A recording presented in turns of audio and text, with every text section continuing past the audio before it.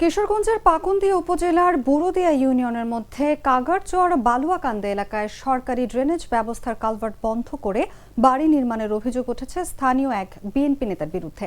এতে দীর্ঘস্থায়ী জলাবদ্ধতায় প্রায় ৫০০ বিঘা বোরো ধান সহ বিভিন্ন রবি শস্য পানিতে তলিয়ে গেছে, যার ফলে কয়েক কোটি টাকার ক্ষতির দাবি করেছেন স্থানীয় কৃষকেরা।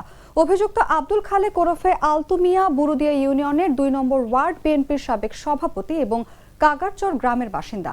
স্থানীয়দের অভিযোগ, পুরনো সরকারি কালভার্ট বন্ধ করে স্থাপনা নির্মাণ করায় পানি নিষ্কাশনের পথ বন্ধ হয়ে যায়, ফলে পুরো এলাকায় জলাবদ্ধতা সৃষ্টি হয়।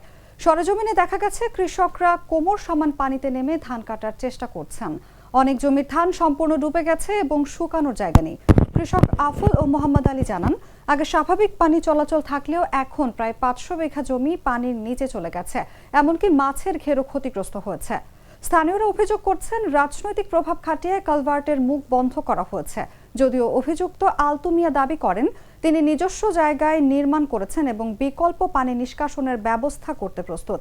পাকুন্দি উপজেলা কৃষি কর্মকর্তা নুরি আলম জানান, ঘটনাস্থল পরিদর্শন করে দ্রুত পানি অপসারণের নির্দেশ দেওয়া হয়েছে এবং ক্ষতিগ্রস্ত কৃষকদের ক্ষতিপূরণের বিষয়টি বিবেচনায় রয়েছে। ইউএনও রূপম দাস জানান, সোমবার থেকে জলাবদ্ধতা নিরসনের কাজ শুরু করার নির্দেশ দেওয়া হয়েছে। আমি এনে বাড়ি ঘর করবাম, তারপর আমি জনগণকে ডাকছি। ৩ দিন চেয়ারম্যান আইছে, জনগণ আইয়ে না পরে চেয়ারম্যানে কইছে আমি কি করতাম, রুবেল চেয়ারম্যান বললো আনে দিলাম এটা আর কিছু করার নাই।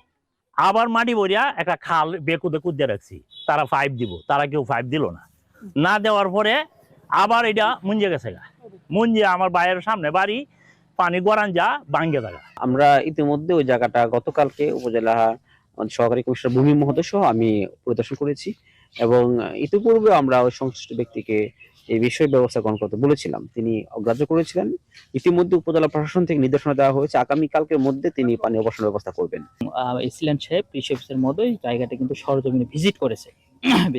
আজকে দুপুরবেলা চেয়ারম্যান সহ তাদেরকে আমি কিন্তু ডেকেছিলাম এবং তাদের বক্তব্য শুনেছি। আমি তাদেরকে বলেছি যে কালকে থেকে এই জলাবদ্ধতা নিরসনের কাজ কালকে সকাল থেকে শুরু হবে এবং এই জলাবদ্ধতার কারণে যেসব কৃষক ক্ষতিগ্রস্ত হয়েছে তাকে ওই ব্যক্তি ক্ষতিপূরণ দেবে। সব সমস্যার সমাধান হবে এই সস্তা কেবল বদলে বিজলি কেবলস লাগালে। বিজলি কেবল, নিরাপদ আজীবন।